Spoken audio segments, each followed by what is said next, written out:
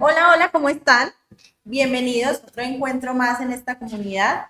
Muchísimas gracias por estar otra vez conectados y tratando de aprender un poco más como siempre lo hemos hecho. Hoy tenemos un súper invitado, les voy a leer un poquito. Mexicano, más de 20 años en Colombia, ha sido gerente general de varias multinacionales, ha creado más de 83 empresas en 6 países, ha brindado consultoría en más de 240 empresas, 4 quiebras, 28 fracasos de negocio en emprendimientos. Una súper presentación para esta persona. Me siento muy feliz y muy agradecida. Yo creo que la palabra con la que debemos de iniciar este encuentro es gracias, muchísimo agradecimiento, porque sé que es una persona que nos va a aportar muchísimo valor, no solo a ustedes, sino también a mí. Entonces, hoy estamos dispuestos a aprender muchísimo. Marcos, bienvenido. Hola, ¿cómo estás? Qué gusto estar acá. Muy bien, gracias a Dios, muy feliz de tenerte acá, muy feliz. Ay, muy linda. Igualmente, ¿no? Es un privilegio estar aquí siempre que puedes ir a un lugar donde nacen cosas, y yo creo que en esta empresa algo que desde que vine la primera vez me impactó mucho es un lugar donde todo el tiempo está en movimiento, todo el tiempo están haciendo, ¿no? Entonces todo el tiempo de ver unos insumos allá a terminar una presa, que es la presa que estabas viendo ahorita, dices, aquí generan mucho valor, porque pasa de ser hilo o ser licra o ser tela o ser resort, lo que sea, a ser una prenda o una pieza que termina generando. Dices, ese es un lugar de generación de valor, entonces me encanta venir a los lugares que se genera mucho valor. Y pasa mucho que como estamos en constante movimiento, entonces vienes, a los 2 meses vienes y ya no estamos acá, estamos allí enseguida, ya no está en la oficina acá, está, eso nos Son pasa muy mucho. dinámicas. Siempre estamos en constante movimiento como para que se vea el cambio y el crecimiento al que queremos llegar. No, y es lindo porque, por ejemplo, ese estudio no existía los días que yo La vine. última vez. Y venir y dices, oye, ¿y en qué momento? Es que cuando uno está en una dinámica, en una industria que se mueve, todo se mueve. No es normal que algo que está creciendo de repente se empiece a estancar. De hecho, eso es una de las cosas que pasa en los negocios, el que no se oxigena, se oxida, ¿no? Total. Entonces, bueno, qué bendición estar aquí. Lo mismo, igual muchísimas gracias por estar acá y por brindarnos este espacio. Quise arrancar con esa presentación porque quería contar un poco de lo que haces, de lo que haces, de lo que has hecho, de lo que has logrado, porque de ahí podemos partir como sacar muchas enseñanzas en este espacio. Quiebras, decías, en algún momento decías, me gusta más ser emprendedor que empresario. Entonces quería que nos contaras como un poco. Pero arrancamos como por la historia. Okay. La historia de quién es Marco, qué hace Marco, por qué se radicó. A ver si no se aburren, ¿no? ¿Por qué se radicó en Colombia? Okay. ¿Por qué decidió Colombia? Lleva más de 20 años acá. Toda esa parte de la historia. Bueno, a ver, voy a tratar de hacerlo dinámico porque si no se va a volver muy aburrido. Yo nací en México. Soy lo que decimos los mexicanos, más chilango que una torta de tamal. Es decir, soy muy orgulloso de haber nacido en la Ciudad de México. Crecí en una familia que yo consideraba normal hasta que empiezas a darte cuenta que no es tan así. Tengo dos hermanas mayores que yo. Mi papá y mamá, pues siempre nosotros éramos los 5 para todos lados. Éramos la familia. Para mí esa es la definición de familia: es papá, mamá, hermanas y yo.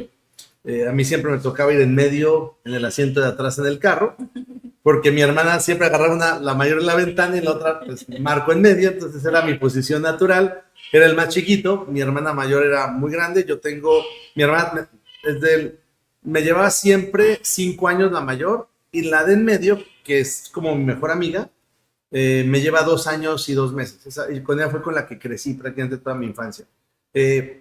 Vengo de una familia donde mi papá era el menor de la familia y mi mamá era la penúltima de la familia. Entonces, mi mamá y mi papá se casaron de alguna manera adultos.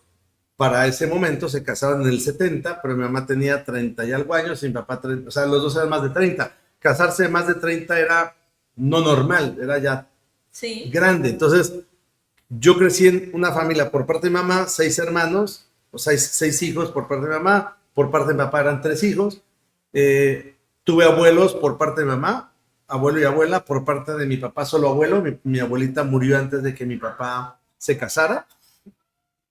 Y era muy particular porque yo era el menor de las dos familias.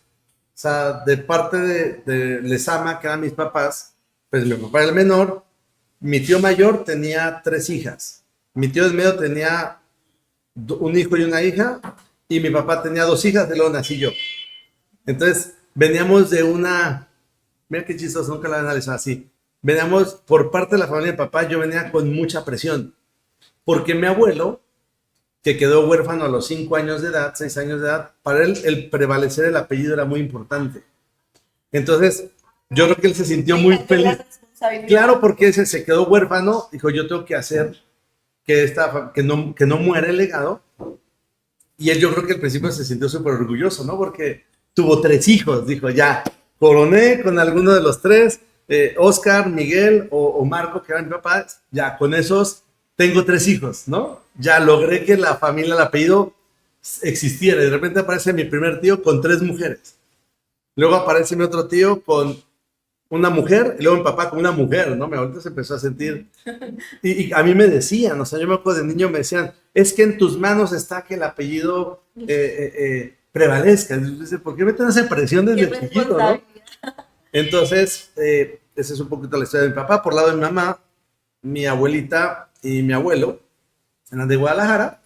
Se criaron en Guadalajara. Mi abuelita quedó también huérfana por parte de mi mamá, quedó huérfana chiquita porque sus papás eran italianos, se fueron a Estados Unidos en búsqueda de la tierra, ¿no? Como esos exploradores en 1800, algo en búsqueda de terreno. Si iban a regresar, se muere el abuelo, se muere la abuela y queda huérfana también. Y entonces, por el lado de mi mamá, son 6 hermanos y mi mamá es la penúltima, que se lleva casi 1 año y medio, 2, con mi otra tía, que es la última, y también, ¿no? Entonces, por este lado, aquí no había presión, nada de presión por ese lado, pero aquí había mucha desincronización, porque la diferencia entre mi tío mayor y mi mamá era como si mi tío fuera el papá de mi mamá. Entonces, tengo sobrinos que son mayores que yo en edad. Entonces, ¿por qué hago eso? Porque aunque son 2 familias muy grandes, nosotros que éramos la familia, yo era el más chiquito del eslabón y mi hermana era la segunda más pequeña del eslabón. Entonces, no crecí con primos, no crecí con familia, sino realmente mi hermana. Entonces, pues la familia éramos muy unidos. Para todos lados íbamos juntos. Me enseñaron que la familia eran papá, mamá, hijos. En México estudié una carrera que se llama actuaría, carrera muy rara que nunca ejercí. Ser actuario es los que calculan los seguros, las reservas y demás. Estudié actuaría porque en el último año de preparatoria, un profesor me dijo, Marco, tú eres muy bueno en matemáticas, debes estudiar actuaría porque los actores ganan mucha plata. Eso fue lo que me dijo el profesor, y dije, pues vamos a actuaría, ¿no? Yo iba a economía porque era yo creo que yo estaba 1 año adelantado. Es decir, en el año que yo estaba, yo era muy inmaduro para el año en el que estaba. Entonces, el último año de preparatoria, yo creo que no estaba listo para brincar a la universidad.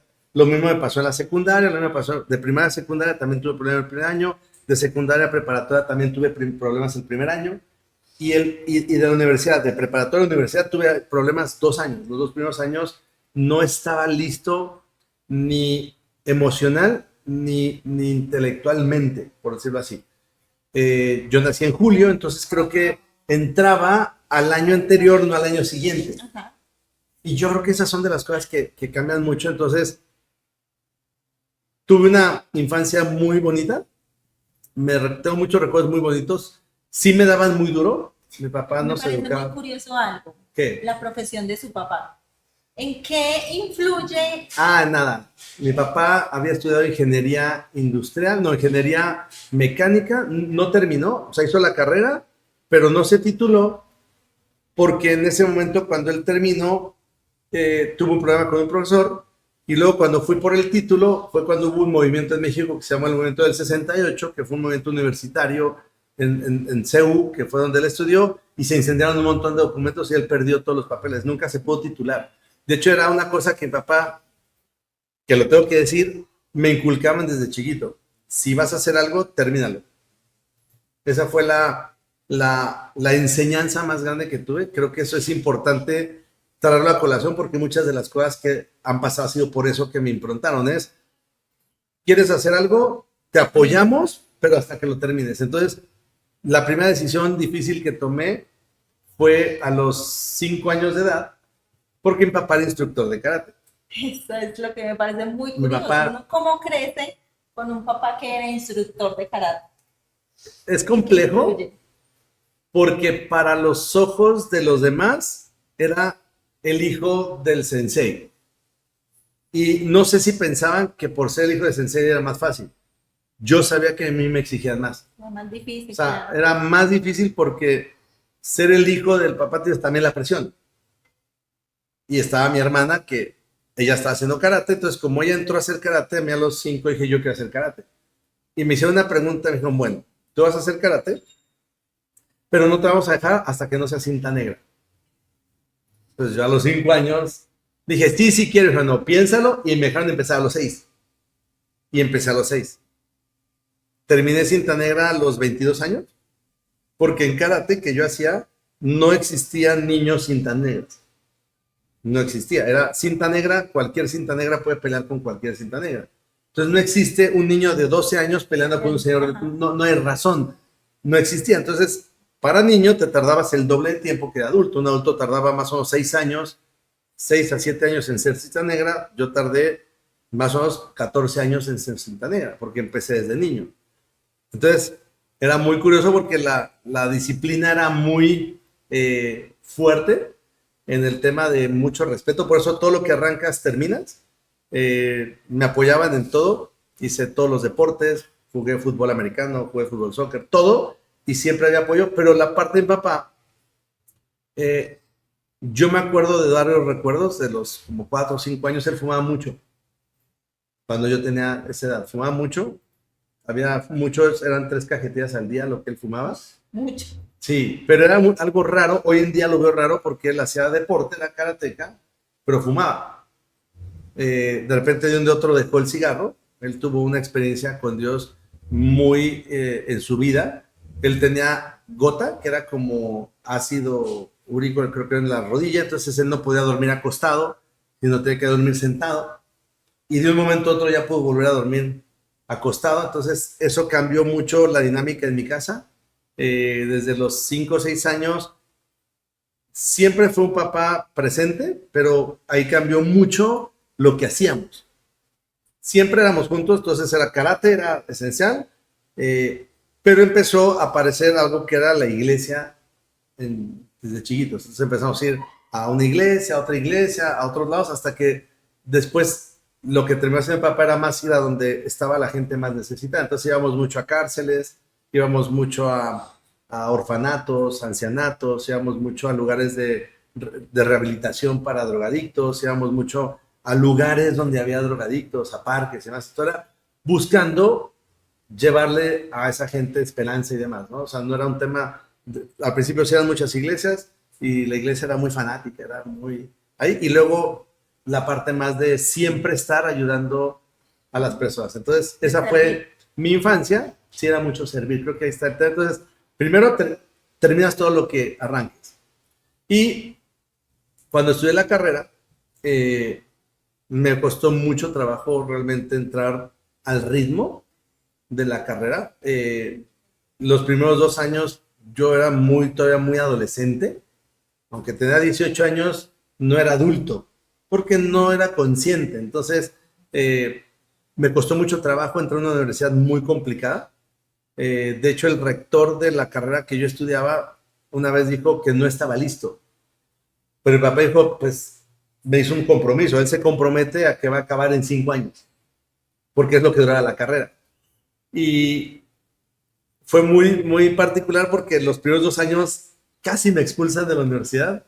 Las materias o las daba de baja para no reprobarlas, o una vez de una de baja porque me quería ir de fiesta con unos amigos. No, una cosa muy rara, pero había mucha inmadurez. Mucha inmadurez.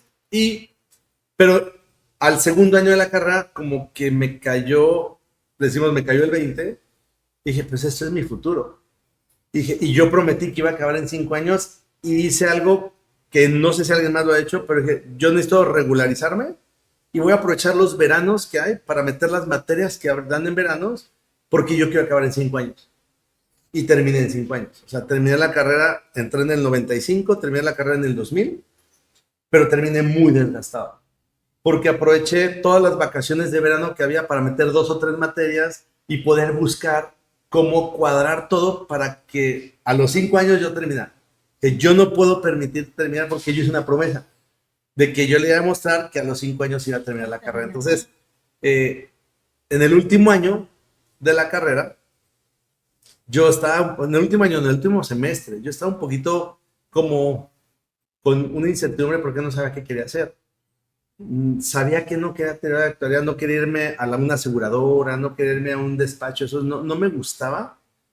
Y tomé una materia que se llamaba Estadística Aplicada en Mercadotecnia. Así se llama la materia. Una optativa. Entré y ahí me presentaron lo que eran los estudios de mercado. Uno de esas materias que uno las ve como relleno. Es que era simplemente terminar de completar. Podía haber metido eso o casi costura y confección, ¿no? O sea, no era pues así, pero no era parte del pensum. Ajá. Ya había acabado el pensum, ya había acabado cálculos, modelos actuariales, ya había acabado todo lo que era por ahí. Era el último semestre. Y en ese momento me acuerdo que apareció una oportunidad por una tesis. Siempre me empecé a cuestionar. México es una ciudad muy contaminada, o era muy contaminada, había lo que se llama las contingencias ambientales, que era cuando el nivel o la calidad del aire era muy mala, que una vez en México fue muy famoso que amanecimos con pájaros muertos en la calle, porque se superó un nivel de monóxido de carbono que nunca había habido, o sea, porque la Ciudad de México, las fábricas están en el norte, y como el aire corre del norte al sur, pues se venía acumulando toda, y acá hay una montaña que es el Ajusco, entonces el aire no circula, se acumuló tanta contaminación, más que en México sucede en enero algo que se llama la inversión térmica. Como hace mucho frío, las nubes bajan y se condensan, entonces no sube. Entonces, ¿qué pasó? Mucha contaminación, muchas fábricas, no sube el aire, pues los pajaritos aparecieron muertos y eso generó un montón de, me acuerdo las contingencias ambientales, de repente los ancianos no podían salir de las casas, los niños no podíamos ir al colegio, o sea, fue un tema raro. Y eso a mí me generó mucho el tema en la parte estadística y ¿por qué no? Eso puede ser predecible, ¿no? O sea, pues si la contaminación está subiendo y la inversión térmica está bajando y las corrientes del aire es una capa acá, ¿por qué no existe un modelo que prediga que en lugar de, porque decían, hay contingencia ambiental, ¿por qué? Porque el día de hoy logramos 400 puntos de IMECA, o sea, pero ya me lo respiré. O sea, ya para qué me mandan a guardar mañana si hoy ya me respiré. Es como una vez el niño ahogado, pues tapen el pozo antes de que se ahogue el niño, ¿no? Y eso hizo entrar a que yo empecé a crear con mi profesor de estadística, mi tesis, la iba a desarrollar en crear un modelo predictivo para enfrentar las contingencias ambientales. Entonces, yo estaba muy metido en eso. Salió estadística aplicada a mercadotecnia. El profesor de esa carrera me ofreció a mí y a otro amigo que si queríamos trabajar con él medio tiempo. Yo nunca había trabajado. Eso es algo que siempre agradecí a mi papá porque nunca hubo necesidad de que yo tuviera que salir. Él decía, ustedes estudien y es lo que les pido. Nunca me pidieron notas. Nunca me pidieron notas. Siempre me pidieron tu mejor esfuerzo. Pero si te vas a meter a esto, termínalo. Por eso un poquito la relación. Entonces, en ese sentido, tenía trabajo, que bueno, chévere, porque esto, no dije chévere, dije está padre. En México no se dice chévere, dije esto está padre. Pero vamos a probar porque me gustaba mucho la materia. Me gustaba mucho ver cómo con estadística uno podía levantar información de la gente y desarrollar cosas. Porque los estudios de mercado era ir a encuestar personas, sacar muestreos probabilísticos, hacer todo el tema de identificación de patrones, comportamiento humano. Era muy interesante la materia. Así que bueno, me meto ahí. Yo en teoría iba medio turno, pero me quedaba muchas más horas. Me hice muy amigo de la gente que era mi jefe en ese momento. Nos hicimos muy amigos, pero por otro lado tenía lo de la tesis, ¿no? Que quería hacer. Con esa tesis apareció en mi vida un contacto que consiguió mi papá con la secretaria de Medio Ambiente, que me puso en contacto con unos que se llaman los Molina, que es un matrimonio, que son unos mexicanos que tienen un premio Nobel porque descubrieron el hueco de la capa de ozono. Y cuando yo les mandé la información, dijeron, está interesante, pero pues con nosotros no puedes trabajar porque tú no eres doctor. Aquí solo trabajamos con doctorado. Y entonces eso dijo, ¿por qué no estudias un doctorado en la Universidad de Salamanca, en España, que tiene que ver con todo lo que tú estás haciendo de modelos predictivos? Entonces, entró a trabajar acá. En ese momento sale una oportunidad de ir a Europa, porque iba a haber un torneo de karate. Mi papá, si yo hacía karate me llevaban, si no hacía karate no me llevaban. Entonces dije, pues me voy a poner a entrenar. Mi hermana, yo quería ir a Europa, quería conocer Europa. Hago karate y termino la carrera en el 2000 con una intención, viajar a Europa para ir a Salamanca, para investigar sobre qué puedo hacer con esa universidad, porque me gustaba la parte de predecir todo ese tipo de cosas. Entonces, me voy a Europa, ahorro todo lo que puedo, entro a trabajar, digo, ahí me sirve dinero para ahorrar, me voy a Europa, decido quedarme 4 o 5 meses, lo más que me diera el cambio, me quedé, eso fue un gran tema importante, aprender a valorar lo que uno tiene cuando no lo tienes. Entonces, quedarse en Europa, no, claro, lavan, planchan, cocinan, entonces yo quería aprender un poquito qué es lo que es vivir el mundo. Y fui a Salamanca y me dicen, listo, no puedes entrar el siguiente año porque aquí el doctorado se abre un año sí y un año no. Entonces, para el 2001, que era el siguiente ciclo, ya se hace el examen en septiembre. Yo fui a Salamanca como en noviembre, octubre por ahí. Me dijeron, o fue en agosto, ya fue el examen, pero preséntate para el del 2023 y vienes y haces el examen en el 2022. Bueno, entonces en mi mente se quedó agosto o septiembre del 2022, tengo que ir a Salamanca para presentar el examen para entrar al doctorado, porque yo sí quería trabajar con los Molina en California, en Estados Unidos. Dije, mientras tanto, pues, chévere, estudios de mercado. Entonces, termino, regreso, vuelvo a trabajar con esta empresa y ahí decido, para no perderme la secuencia, me metí a hacer una especialización en estadística aplicada para seguir preparándome para el doctorado. Entonces me meto al diplomado y en ese diplomado me encuentro con un amigo de la universidad, era en la misma universidad del diplomado, con su jefe. Él trabajaba en otra empresa de estudios de mercado, más grande. Yo trabajo en una empresa muy chiquita, muy boutique, muy como caserita. El otro trabajaba en una empresa ya que estaba con una oficina muy linda en Polanco, que ya tenían clientes más grandes. Nosotros tenemos clientes más chiquitos. Y me invitan a trabajar, esa empresa se llama Merck Analistas de Mercados. Me invitan porque donde yo estaba trabajando, hacíamos cosas muy sofisticadas, o de mucha investigación, o sea, con mucha estadística metida. Entonces, durante las clases del diplomado, se me acerca y me dijo, oye, necesitamos a alguien que le guste y tú sabes de estudios de mercado. Entonces fui allá y ahí entra a trabajar esa empresa que se llama Merck Analistas de Mercado. Entré el 14 de marzo del 2001. Entré allá. Te estoy dando un poquito largo, pero... ¿Cuántos años? Yo tenía 23 años. 20, sí, porque yo soy del 77, tendría 22, 23 años. Entro a trabajar a esta empresa, pero hay dos cositas que pasan. Yo regreso de Europa.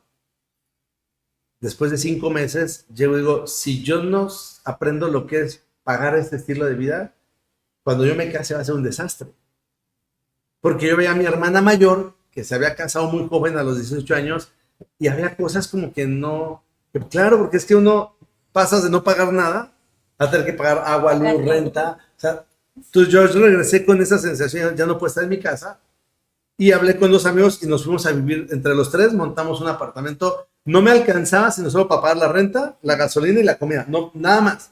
Todo el mundo pensaba que esa casa era de fiesta. Sí había fiestas, pero no era por la fiesta, era por yo quería aprender a ser autosuficiente. Después de haber estado, entonces regresé, me fui a vivir solo y entré a esta empresa a trabajar.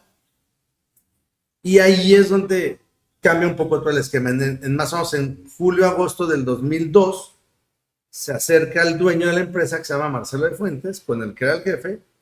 Me dicen, Marco, te queremos hacer una propuesta. Vamos a abrir oficina en Colombia y queremos que te vayas a abrir la oficina en Colombia. Y pues, esa fue la razón de esta empresa, porque yo nunca, en mi panorama está, entonces, en ese momento tuve que tomar una decisión. Yo en agosto del 2002 yo tenía que viajar a Salamanca para hacer mi examen para entrar al doctorado o irme a Colombia a hacer negocios donde yo no era emprendedor, o sea, yo no quería hacer negocios, yo solo estaba trabajando, me gustaba mucho lo que hacía, disfrutaba mucho lo que hacía y pues en una balanza al final ganó el pues vete a Colombia y lo peor que puede pasar es que te regreses, ¿no? Si me voy a Colombia y no funciona, pues me voy después al otro año, espero al 2005 y entonces voy al 2004 a Salamanca, hago el examen y sigo con la parte de ser científico o investigador, ¿no? Llego a Colombia en 2000, vengo primeramente en 2002 a Bogotá, a abrir la oficina, no tenía ni idea de lo que era abrir una oficina, viajo con Marcelo, que era el dueño, con Eduardo, que era el abogado, amigo de Marcelo, y viajamos a hacer una experiencia nueva que se llama, crear una empresa que se llama Mercaderistas de Mercados SADCB, sucursal Colombia. Ahí fue la primera empresa. Bueno, así me dijo Marcela, esto ya es tu responsabilidad, tú ya decidiste venirte para acá, tú me dices qué hacer. Yo, ¿cómo que tú me dices qué hacer? O sea, yo sé atender clientes y hacer cuestionarios, pero yo no sé hacer empresas, ¿no? Yo sobrevivo. Entonces, esa fue la razón por la cual llegué y ya me vine a vivir a Colombia en el año 2003, febrero del 2003, un día después del atentado del Nogal. Que fue como el 14, 16 de febrero, yo llegué un día después, y ahí sí llegué a Colombia en 2003 y hoy sigo acá, ¿no? No me volví, no me regresé por ningún lado. Ya es Qué colombiano. larga historia, perdón. Ya es Extendí mucho. colombiano, 23 años entonces, ¿cierto? 23, realmente 22. Desde que ya se instaló. 22 meses, sí. Bueno, ¿en qué momento deja de ser empleado de una empresa y pasa a ser emprendedor? ¿En qué momento toma la decisión? Mira, ese es algo muy raro y lo voy a conectar con lo que te estoy haciendo ahorita, porque cuando yo llegué acá, yo no veía la empresa, o sea, yo terminé haciendo una muy mala negociación, porque no sabía. Entonces, imagínate, a mí me ofrece, es mala, pero cuando todas las cosas bien te va bien. O sea, es mala porque al no saber nada, era muy niño, o sea, es decir, aunque era 23 años, yo no estaba pensando en carros, no estaba pensando en pasármela bien, tenía mis amigos, me gustaba hacer deporte, era muy sano en ese sentido, o sea, muy niño todavía. Yo creo que al final, cuando me ofrecen venirme a Colombia, yo dije que sí a todo. Marco, me mantuvieron en el mismo salario de México. Pues, primer tema, cuando tú te mandan de un país a otro, hay una cosa que se llama expatriación. Porque cuando tú te trasladan de tu país, donde tú vives, a otro, hay una serie de beneficios que te tienen que dar porque te están cambiando tu condición de vida. Si tú tuvieras una familia y te mandan de un país a otro, tú tienes que exigir que te den casa, que te den los colegios del niño, que te den algunas garantías y aparte un salario. Cuando tú estás en tu lugar, tú eso ya lo cubres. Porque por algo te están llevando a otro lado. Pero entonces, yo como no sabía nada de eso, me dijo, Marco, ¿te vas a pagar lo mismo? Bien. Sí te vamos a dar unos beneficios. Por ser gerente general, te vamos a dar un carro. Vas a tener un carro. La empresa va a pagar hasta un valor, una propiedad. Y lo que vamos a hacer es, tú vas a ser socio industrial. ¿Qué es un socio industrial? Tú no pones dinero, pero vas a ganar un porcentaje de las utilidades. Y entonces ahí vino la negociación, que por eso yo no lo dije, eso me lo propusieron. O sea, lo que me propusieron yo acepté. Vas a ganar, creo que era el 11% de las utilidades, más el 1% de todas las ventas. Porque eso era muy similar a lo que ganaba el director de México. Estaba Marcelo, que era el dueño. Pedro no era el gerente general y director cuantitativo, pero eran más las mismas condiciones que tenía, me las daban a mí en Colombia. Bueno, pues bien, parte del argumento es Colombia es más barato, entonces lo que tú ganas en México te va a alcanzar para vivir mucho mejor, o sea, pero pues yo dije, sí, vamos, ya llegué.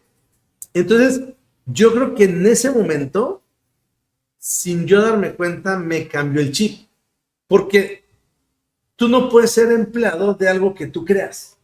Es raro, porque es raro que alguien le proponga a otro que abre la empresa desde cero cuando él no es el emprendedor. Sí. Entonces, yo digo que yo recibí una bendición que a mí me patrocinaron mi emprendimiento.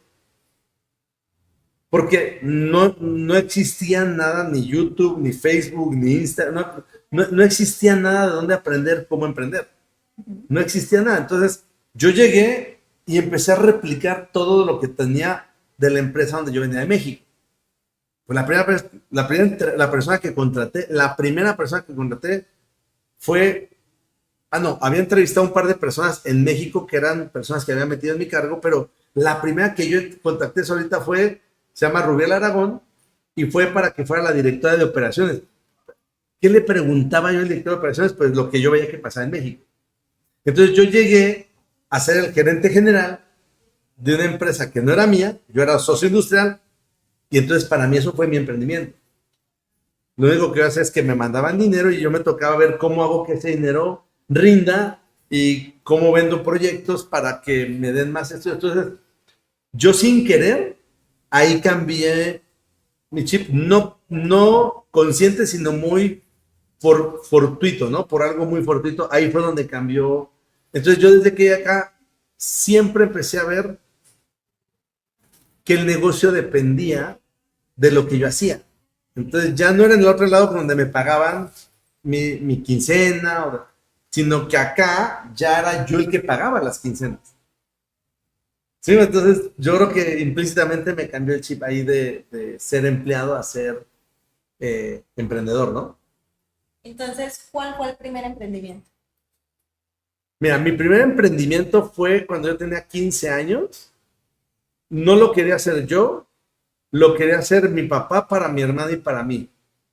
Y nos pusieron, porque tampoco puse nada, un puesto de tacos en México, en Avenida en La Viga, donde pusimos un puesto de barbacoa en México, donde teníamos que estar a las 4:30 de la mañana porque llegaba la barbacoa, que era un amigo de mi papá que nos despachaba la barbacoa. Teníamos que ir a las 4:30 a recibirla, preparar el puesto y abrir a las 7, 8 de la mañana. Y eso lo hicieron durante un verano. Yo en ese momento tenía 14 años, cumpliendo recién 15, y transicionaba de secundaria a preparatoria. Mi hermana ya tenía 17 años, era un poco más comerciante. Yo no, yo era pasivo. Y me acuerdo porque en ese momento tuve un accidente acá, que me corté la mano, entonces yo tenía un yeso.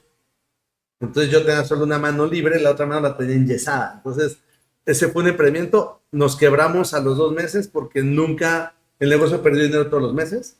Nunca tuvimos punto de equilibrio más que 2 o 3 veces porque el producto que vendíamos no se consumía entre semana, se consumía más fin de semana, que es la barbacoa. Es como algún producto, no sé, bandeja paisa no es algo que se consuma todos los días, se consume en ciertas ocasiones, porque la barbacoa cae muy pesado.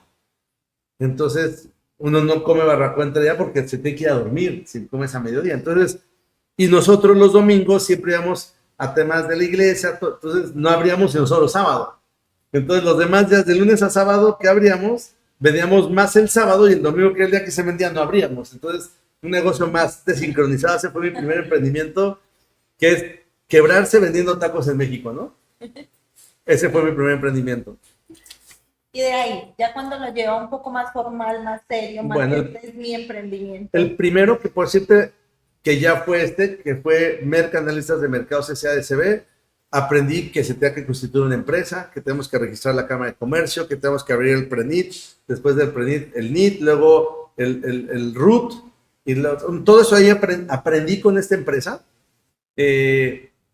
Abrir una cuenta cuando tú eres extranjero era muy complejo, yo no entendía, era muy lento. Abrimos una cuenta empresarial que tardaba mucho, no recibía el dinero de México, lo rebotaban muchas veces porque me mandaban $100,000 porque tenía que hacer adecuaciones, hacer el diseño de la oficina, comprar muebles, todo, y el dinero lo tuvieron que mandar como 7, 8 veces porque no lo recibía. Una cuenta nueva bajo Colombia no podía recibir ese dinero como una primera transacción.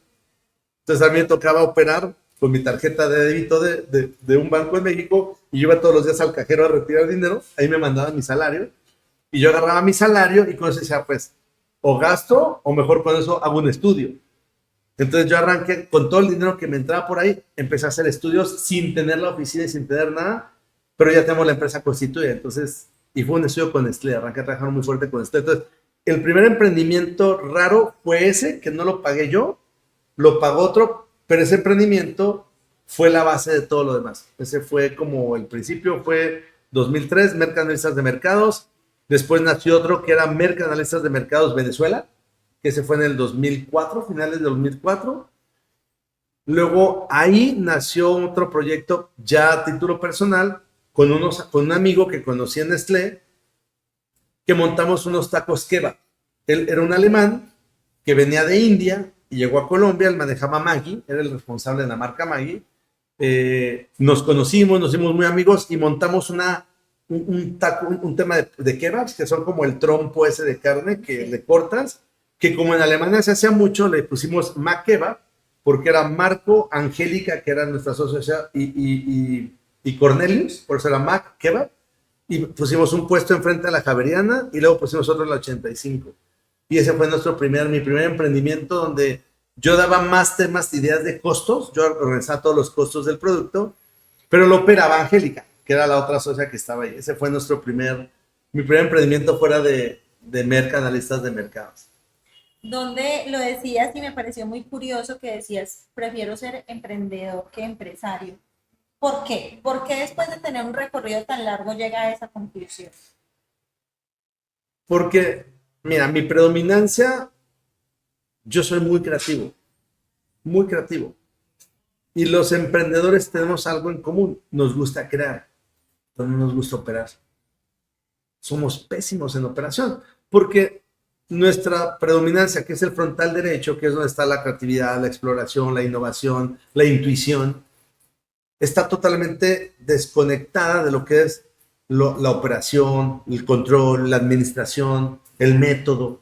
No, entonces, por eso es que a un emprendedor le cuesta mucho trabajo la parte administrativa, porque es algo totalmente opuesto. Es como ser delantero y también ser portero. No. Un delantero nunca quiere estar atrás. Entonces, cuando te hablan de la parte de operación, eso es lo que requiere. Ahora, un emprendedor, yo me di cuenta de algo, soy muy bueno creando, pero soy muy malo operando. Me volví bueno porque siendo gerente general de una empresa que duré 10 años, a mí me medían por algo que se llama la utilidad. Yo ganaba más dinero por la utilidad que consiguiera que por el salario, que por las ventas. A mí me dan el 1% de las ventas, pero el 11% de la utilidad. Entonces, si yo hacía que la empresa fuera muy rentable, yo ganaba más dinero. Entonces, aprendí una habilidad de una debilidad. Aprendí a ser muy bueno en la parte cómo generar utilidad, pero va en contra de lo que es la creatividad. La creatividad no quiere barreras, no quiere límites. Entonces, ya después de ser empresario durante muchos años, aprender a estabilizar, además que me divierto más creando algo, lo pongo a funcionar y se lo traslado a alguien que lo opere y me voy a otro. Y eso fue lo que he hecho mucho en la vida. He creado muchas empresas, las dejo andando y me salgo y que otro más la opere. Pero a mí me gusta el arranque, me gusta de la nada crear algo que exista.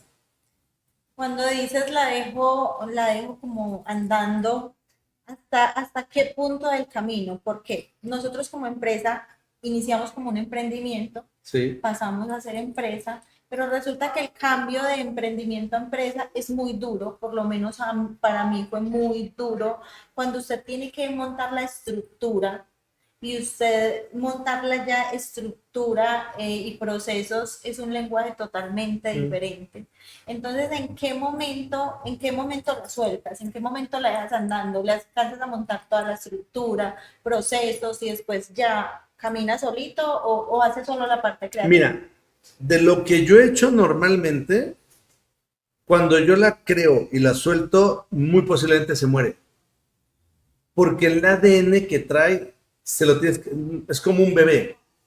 No lo puedes entregar cuando está gateando, ni cuando está caminando. Lo tienes que entregar ya cuando es personita. O sea, un niño después de los 4 o 5 años ya es autónomo.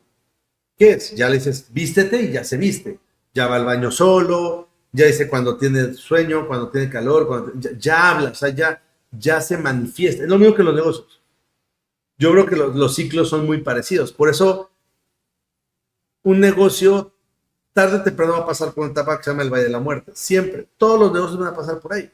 si tú entregas el negocio antes de pasar el Valle de la Muerte, no creo que el que tenga el negocio esté tan enamorado del proyecto como para aguantarse el Valle de la Muerte.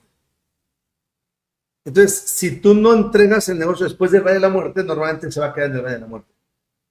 Eso es lo que he vivido, algunos negocios que yo arranqué, se lo traía cuando fue un periodo del divorcio y demás, que se lo entregué a mi socio, él no tenía el mismo apasionamiento por el negocio y él hizo lo que pudo. ¿Y qué pasó? Que el negocio se cerró a los 3 años algo, no logró pasar el Valle de la Muerte.